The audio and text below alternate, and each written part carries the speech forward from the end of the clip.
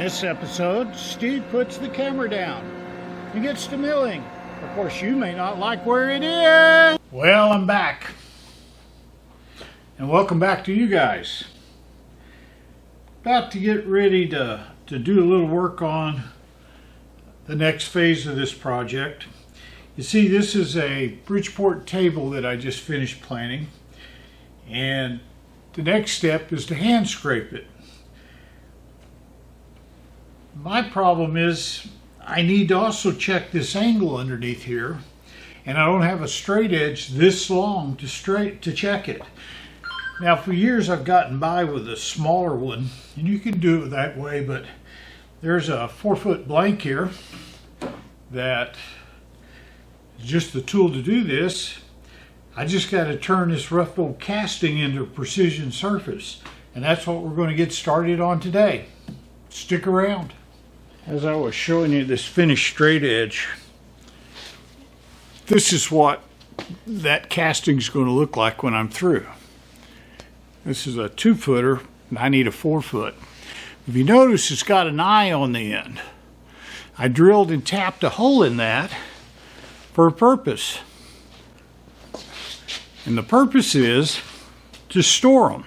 If you look over there on my wall, back over there, you see several straight edges hanging off the wall. Well, I do it that way because something Richard King told me once. If you take one of Richard's classes, he gives you a booklet. And in that booklet, he says the best way to store a straight edge is resting on a precision granite top. Well, one year, he said that he went to a place, an old shop, and he opened up a cabinet, and on the wall there were a bunch of straight edges, and they were hanging from one end. Not touching anything, but just hanging from that one end. He said he took those old straight edges, put them on a surface plate, and they were all perfect. Ever since then, he recommended to me to hang them. He said that worked really, really well. And it frees up your surface plate. So that's what I do. This one's going to take an awful big hook, but we may change the way I do that. I've got another 4-foot, one flat edge over there. It's just as heavy, and those are a pain. Guy offered a 6-foot to me the other day, and it turned it down. I don't have a 6-foot table anymore, but those are heavy, and unless you work on really long beds all the time, you don't need them. Okay, let's get to work on this one again. Need to file it down.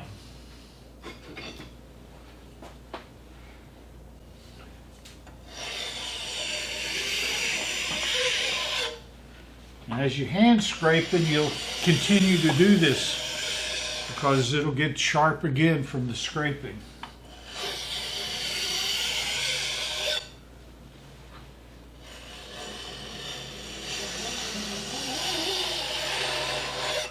When you do cast iron, your hands get dirty, and the bottom of your sink gets very rusty. I use a piece of old plastic. I don't know what kind of plastic it is. It actually started life out as a patient mover, a big piece of plastic that's got handholds in it for moving people off of stretchers, like my ambulance stretcher, onto a hospital bed. This one was broke all to pieces, so I took it home and made it into something useful.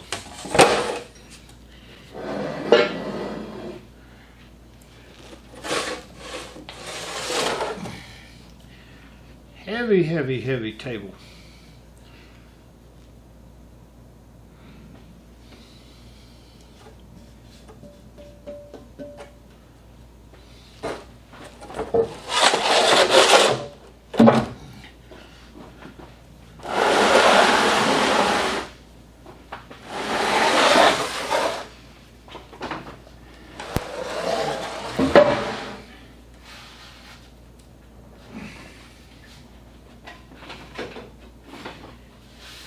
you don't have one of these hydraulic tables, do yourself a favor, get one.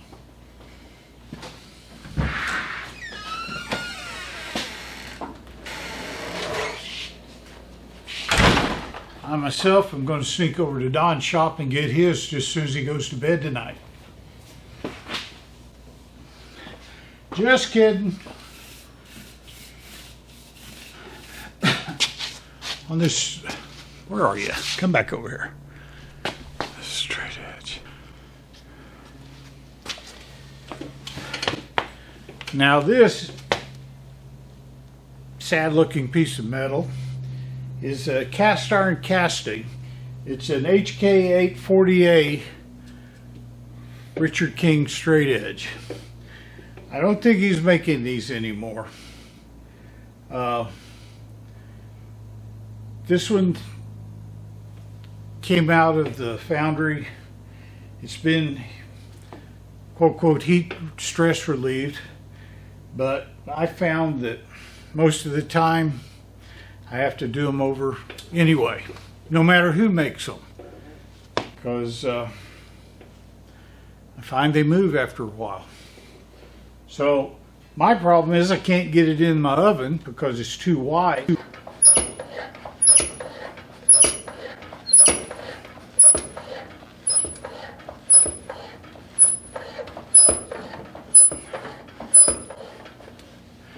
And maybe an electric one would be nice.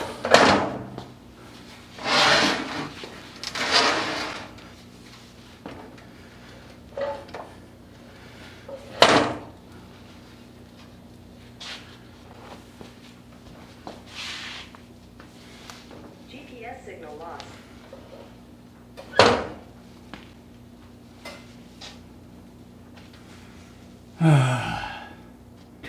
But after I machine some of this down, rough bends and stuff out of it, that I think it'll fit.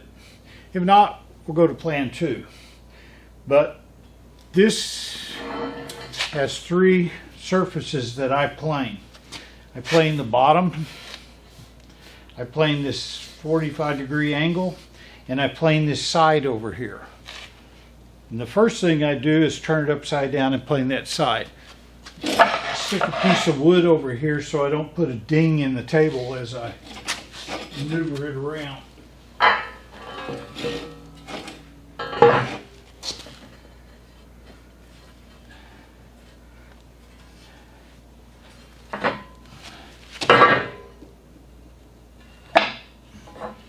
Okay.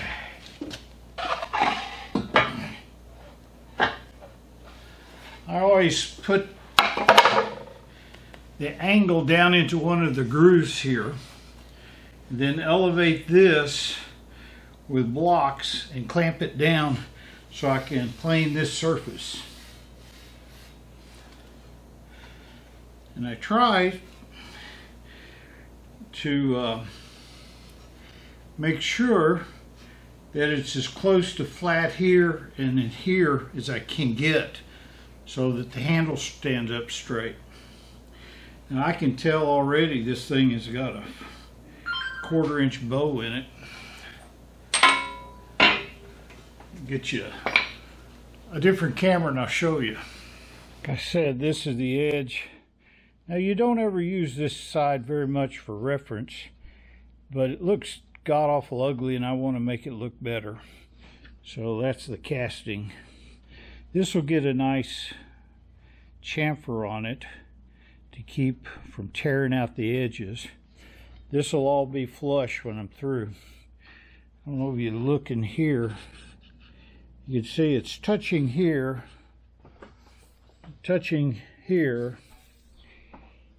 but there's a pretty big gap right there. And that's the way all of these seem to come out.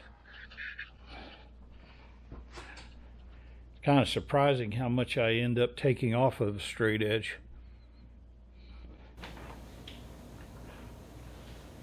Now before anyone freaks out that I'm using precision 1, 2, 3 blocks, those are cheap ones from some foreign country, and they make wonderful blocks to do things this with.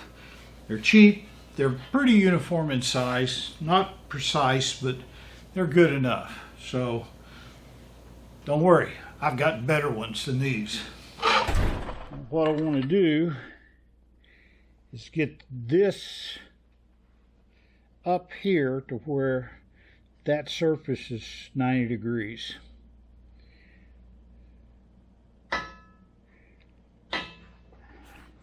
Another thing I found that works really well for that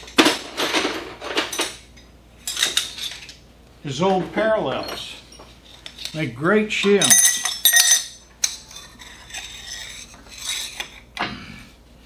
See if we get really close.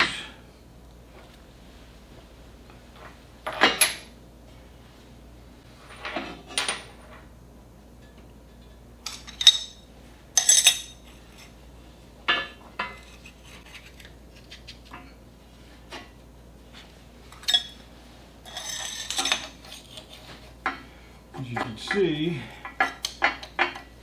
that may take two.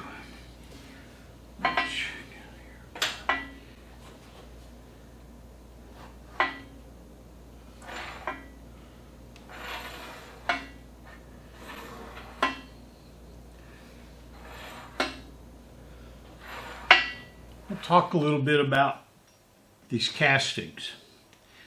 As they're cast, the metal, well, sometimes the patterns get a little warped as they get older, and they twist. When they cool, they twist a little bit. This casting has got a rock in it, so that tells me that this is bowed like this in this manner, and it touches on both ends, but it's high in the middle, so it's bowed this way.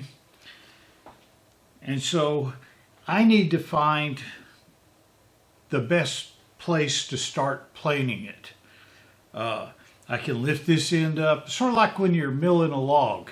You know, the logs are thinner on one end, so you kind of raise it up so that you don't run out of the grain when you're cutting.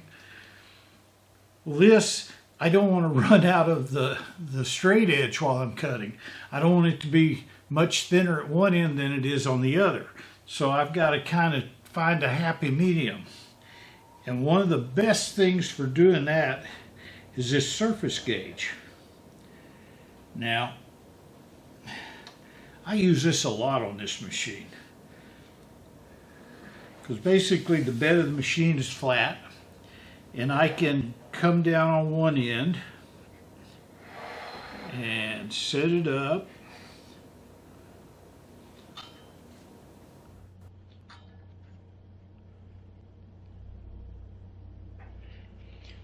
Get my glasses on, and I can put it down there, and this thing is sharp. Looks,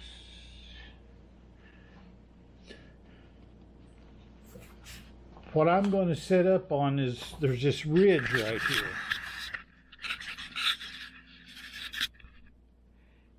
You see this ridge? Now when they cast this one, from here to here is a regular flat straight edge. And then they added another piece to the mold. You can see where it comes over here the same. And this would have went straight. They added another piece to it to make it this angle. And then they cast it. Well, it's a little off right there. So all that has to be flat when I get through with it. And then this little ridge that's on the other side has to go away. So it's quite a bit of metal to come off this thing. But I know that this edge is probably pretty much parallel to these edges. So I need to set my gauge up on this to keep the whole straight edge parallel with that. Does that make sense? Clear as mud. What I'm going to do is I'm going to raise this up, and I'm going to scratch on this edge right here till I get a little scratch. See, I'm just touching it. Then I'm going to run down this side and see where it is there. This side is 3/16 of an inch lower than that side. And if I go in the middle, it's 1/8 of an inch lower. So basically it needs to go down. This side needs to go down.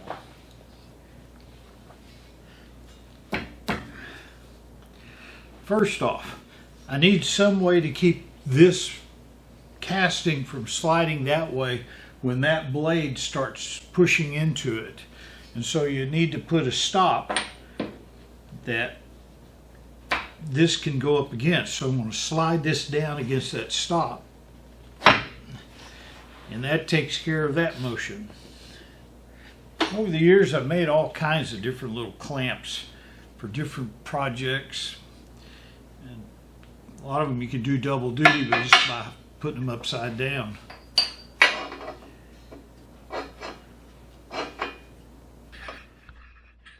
Here's a collection of ones that I bought over the years. Real handy for doing all kinds of stuff. This poor old Kennedy toolbox I got pretty cheap, and I've got it loaded down. I've got nuts, a little bit of everything on here.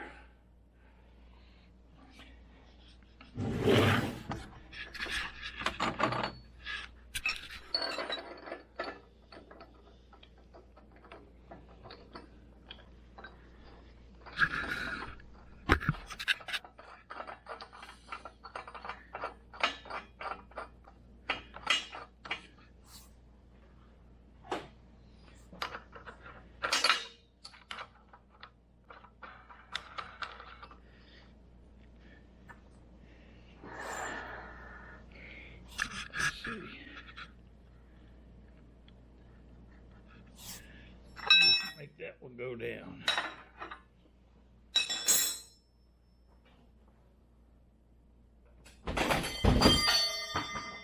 Clang, clang, clang, clang.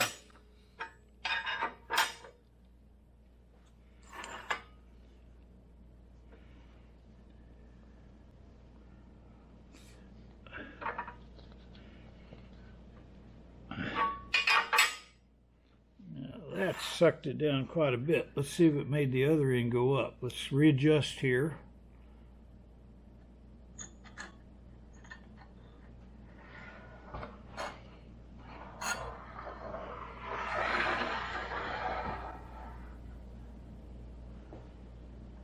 Boy, it's high.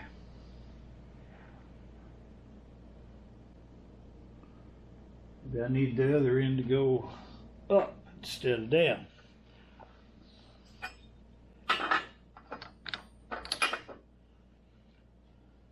Let's see what we can do in that regard.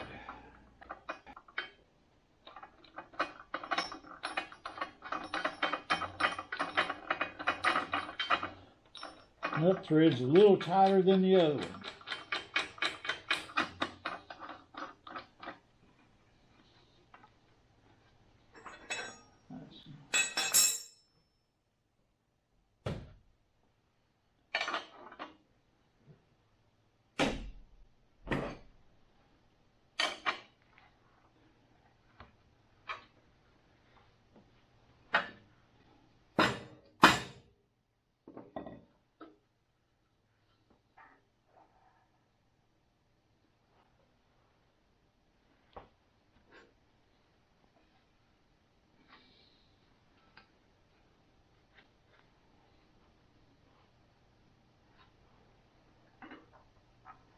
That made a big difference.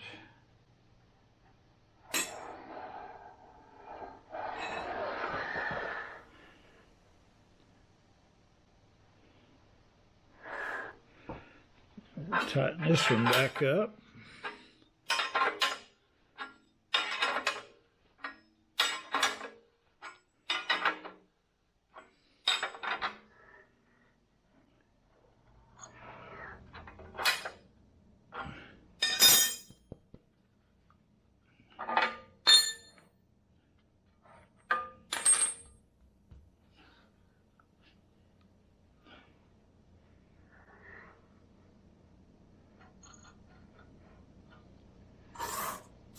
Okay, let's do some checks. First, we need that to be pretty flat, and it is. Remember, this is a really rough casting that has draft on it so that it can come out of the mold. So you kind of got to take that into account. We're doing all right there. We're doing all right there. So this surface looks good. Now all I need to do is see if I can equal out the height right here and down on the other end. I don't know if you can hear this. You see how I just scratched the surface there? It's just scratching it. So now we're going to run down here.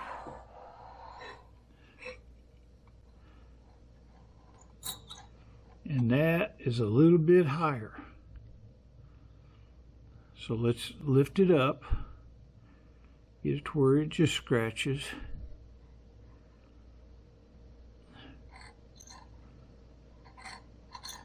Just scratches.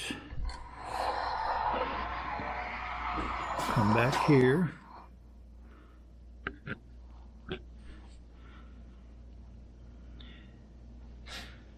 Now I can see underneath that needle just a hair, but it's just a hair.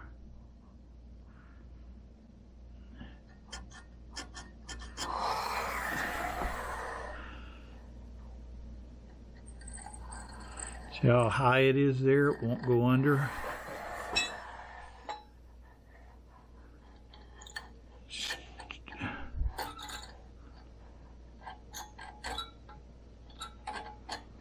A little heavy scratch there.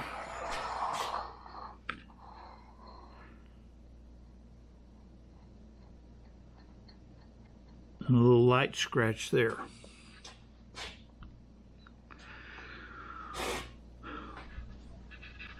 Well, from experience, I can tell you that's about as close as you can get it on a rough casting. Now we need to get this into the game.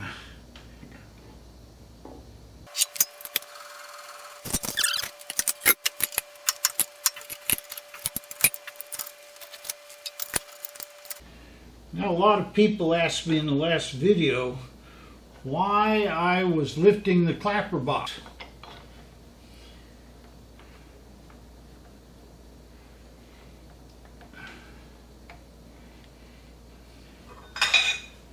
And I thought I explained it well enough in the video, so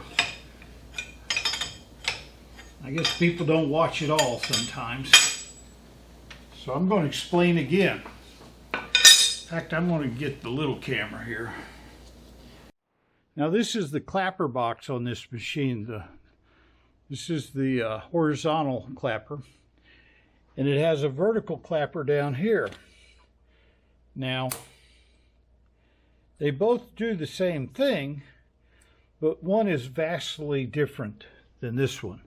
This one down here is leaned over horizontal. These clapper boxes have a tapered pin right here that goes through, and that's basically its hinge point. And it'll lift up like this to clear. Well, this is a hydraulic machine. The clappers have a hydraulic piston inside, and they kick that up out of the way so it doesn't hit the workpiece on the return. This one uses gravity, and you can turn it a little bit from here to here, but not a huge amount. This one you can also turn, but if you look down in there, there's a spring. This clapper is spring loaded. It always returns to the cutting position, and I can't move it.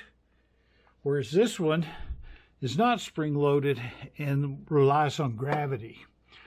Well, if I turn this sideways a lot, it doesn't close all the way. I lose accuracy. So that's why I use these tools with these bits on them to get underneath those dovetails. Now, this works fine, and that's why I always pick it up at the end of a stroke. You know, I don't want to screw things up. Of course, I'm quite good at that, so who cares, you know.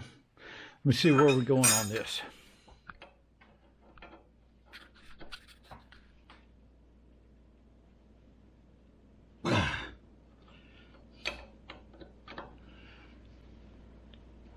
Oh.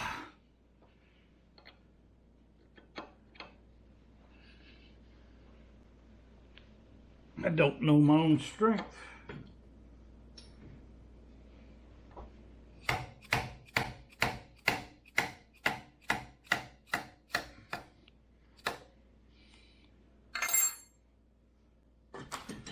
To that little accident, I didn't want it coming down, huh? See, here's the difference in the two blades.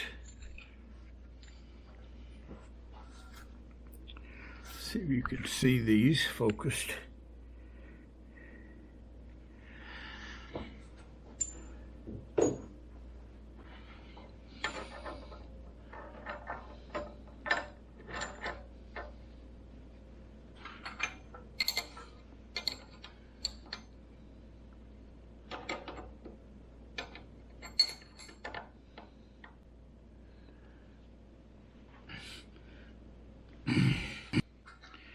Got all the bolts tight, got this tight, this tight.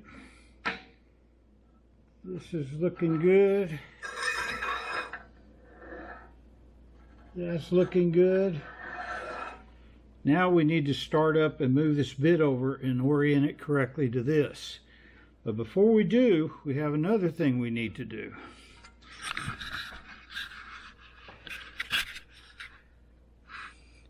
If you notice here, this is kind of chewed up. Well, what happens is when this bit encounters that rough edge, sharp and rough, it can tear out cast iron.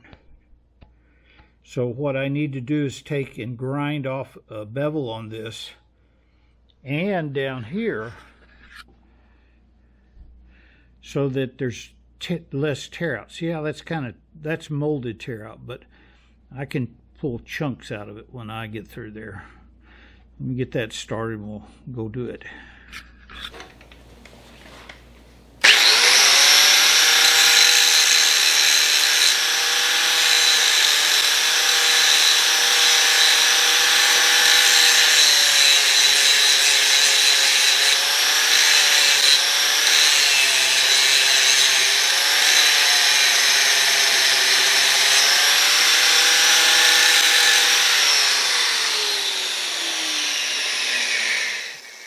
Took the top one down to the surface of the lower level there because I know I'm going to take off at least that much. I'll take off a 1/4 inch off these ends.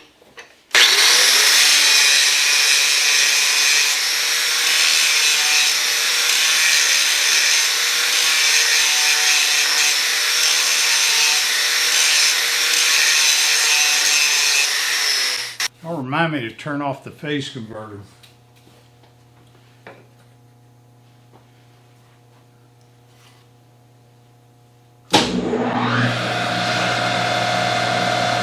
Let the hydraulic fluid circulate a little bit.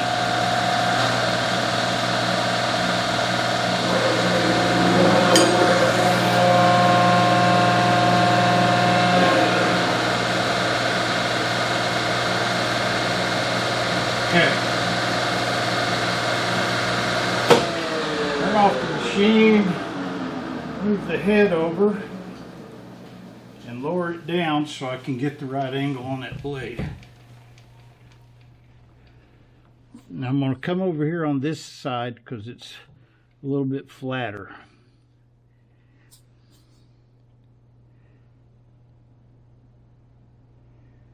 That looks just about perfect. Let's tighten it down.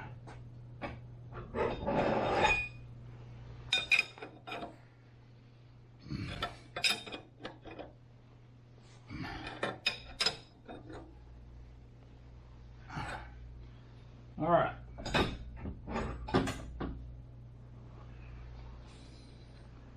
We're going to move this out of the way. Make sure everything's clear.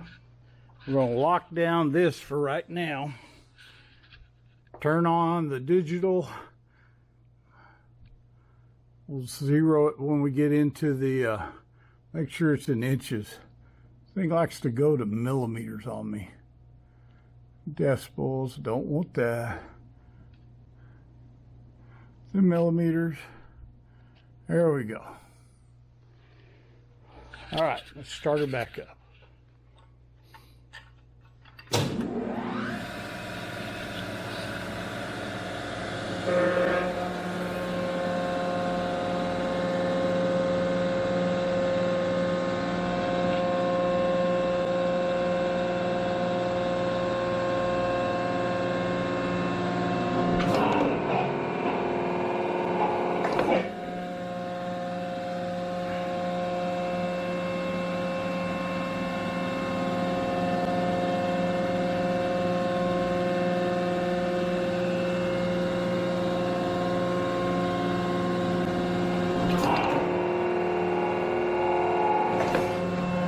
Get it in position.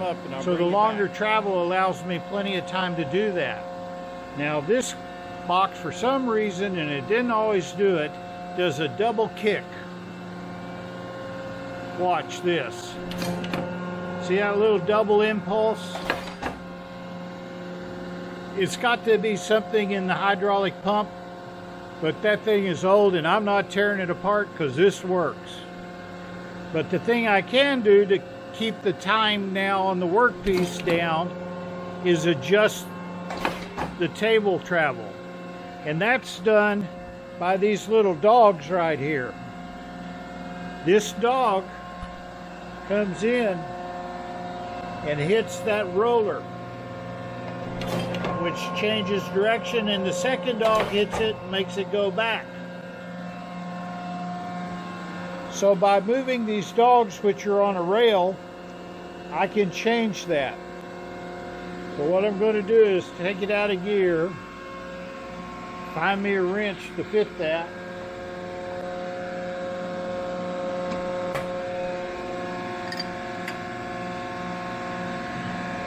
And now I'll slide it down. And see, like right there, we'll see how much travel I get. I just took about a foot of travel off. Now I'm going to do the same thing down here on this one. I'm going to loosen it. They don't have to be very tight. And I'm going to move it another foot this way. And tighten it up. And that'll give it time for the head to settle down before it goes into the cut. That's my whole purpose of trying to get this all adjusted.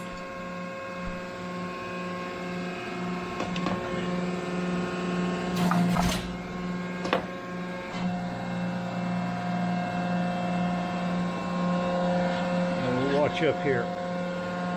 This one, I want it to not hit the... That gives it enough time there, and that gives it enough time here. I could make this one a little closer, but watch how that double kick does. That just barely gives it enough time to clear, so I'm going to leave it right there.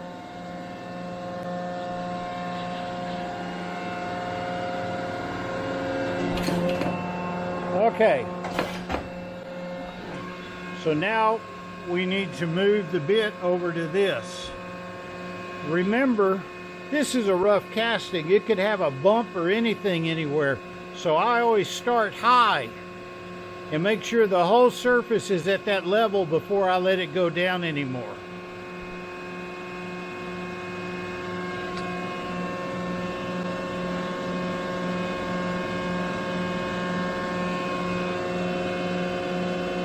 I'm below that level right now, so I need to loosen up the lock and bring it up.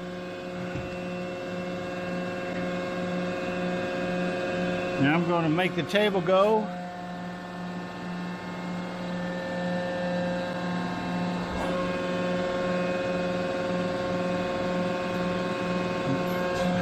Remember I said it was bowed in the middle?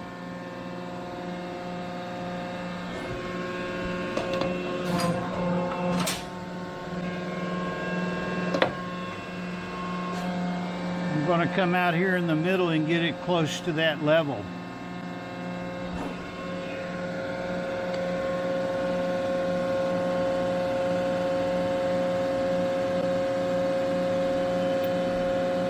Lock it down and move it off. And now we're going to start running passes. Let's see if we catch any material.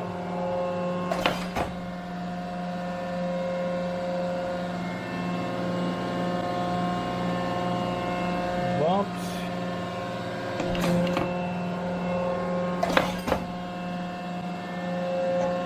See, I just hit a bump. It was in an unexpected place. See that one? Hit it again.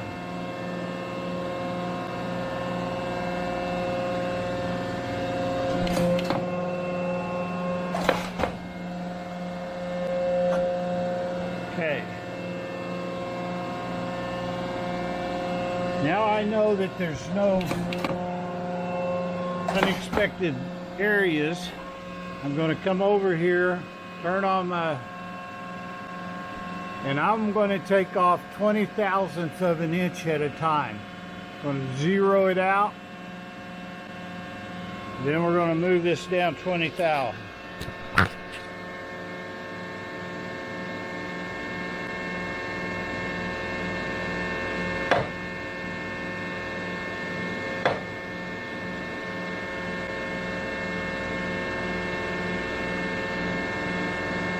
Crap, it's in millimeter again.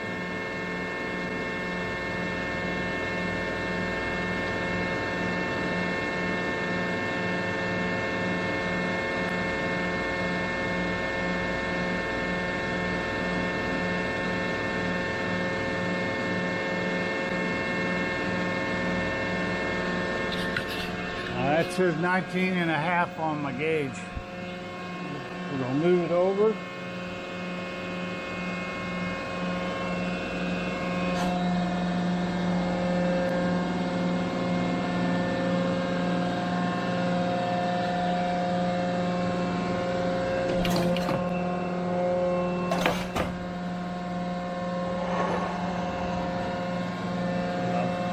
I'm hand feeding it at this time because I just want to get it going.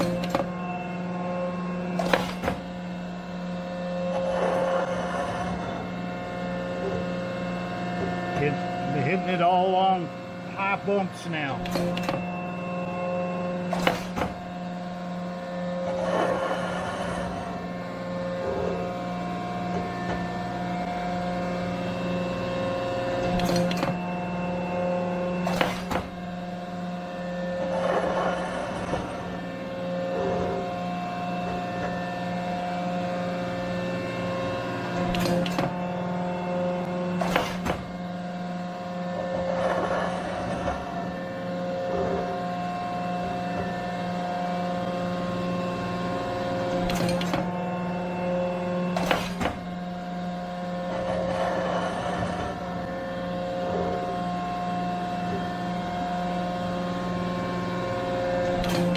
Last pass.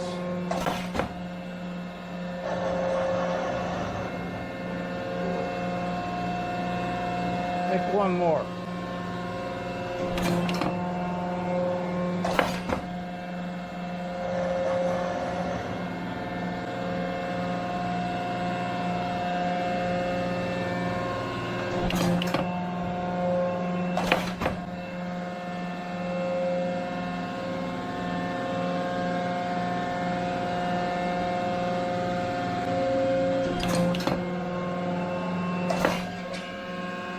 Look at the surface. It hasn't hit my bevel here, but way over here it's took apart off all the width of this ledge. Comes on down, it's starting to hit here, hit here, and these are little bumps in the casting. If you notice, nothing on the ends. So this is that's going down. I'm going to get closer over to it.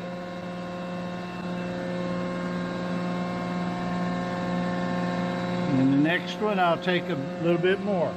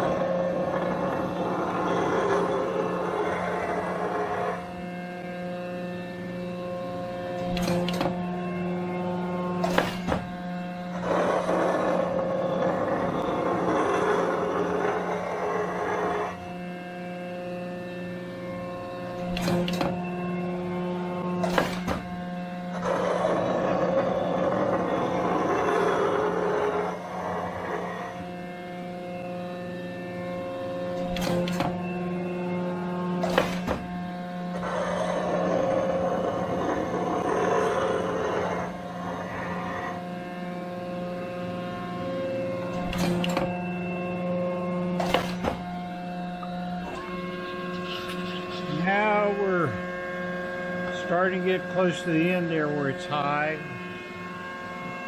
Still a little bit low down here. That's normal.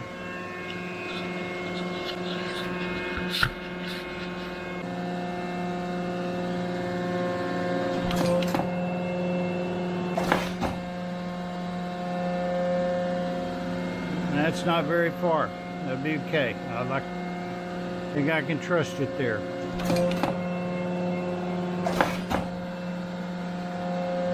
Remember, I'm only holding this thing down in 2 places. This is a fine precision instrument, not a weldment or something like that. This is a really expensive casting, and I don't want to screw it up. As you see, I can do. I've mastered the screw-ups. So I take it easy, guys. I just really don't take a lot off. I go slow. There we go.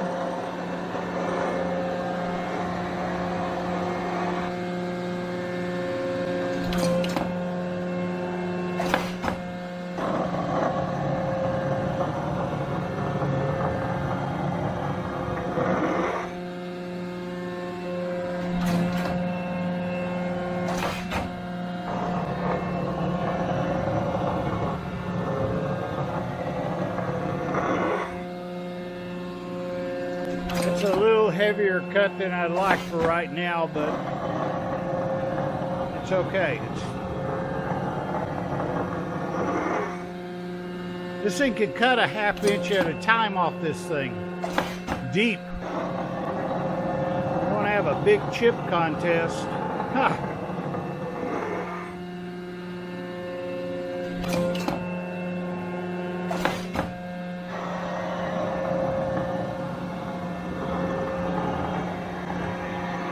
Okay, that was his last cut. I'm going to take it out of gear.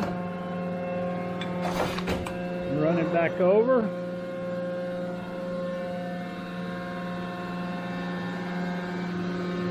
And we're going to lower it down some more. As you can see here now, I'm getting closer in. And see how it's pretty close down here too?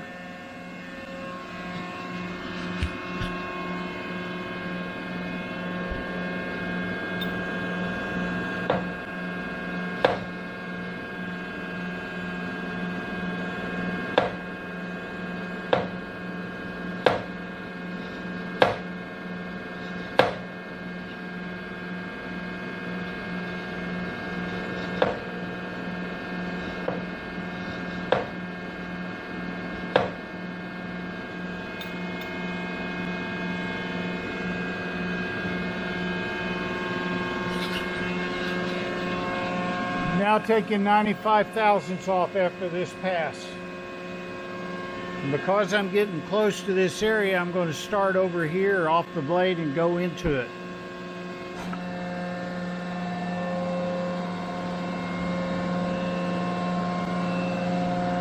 Because remember, there may be some humps in the bottom part.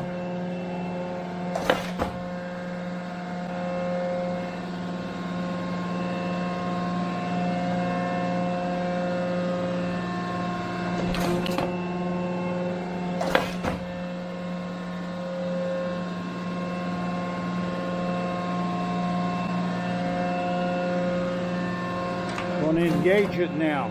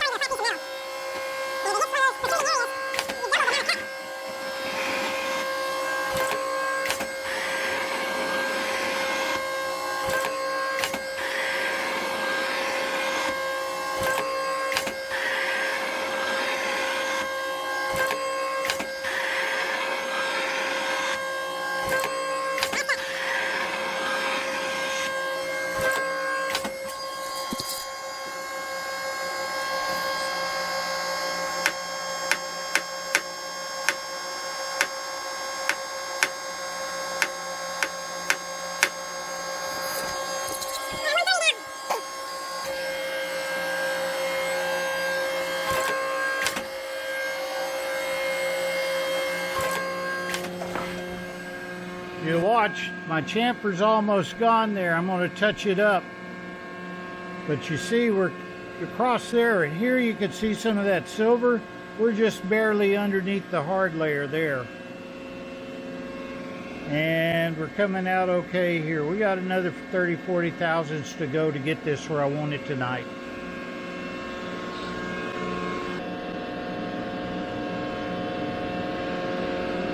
Okay.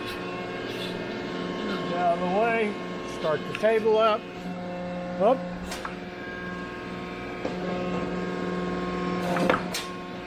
I need to get that chamfer back.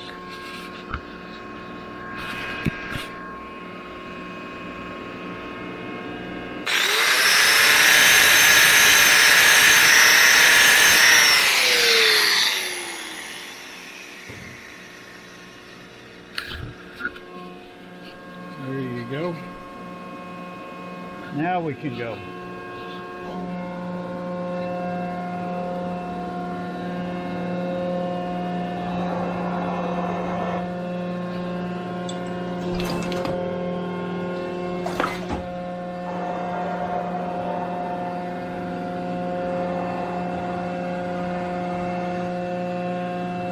One end automatic.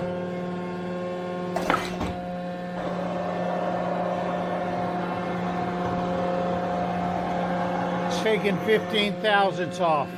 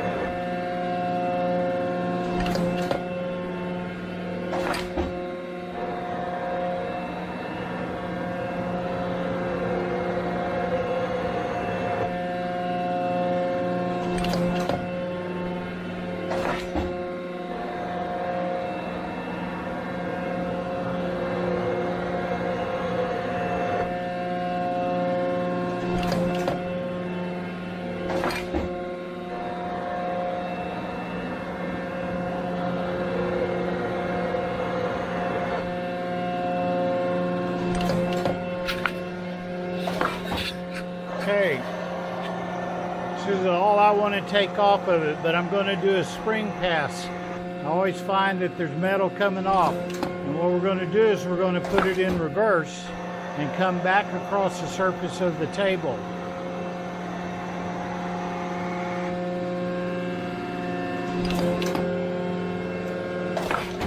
First, I'm going to go just a little bit more, so when I take it and put it in reverse, it won't be in the same notch on the travel. So it'll come across in a different pathway. Of course, this blade is probably trashed by now, and we're just trying to get rough metal off.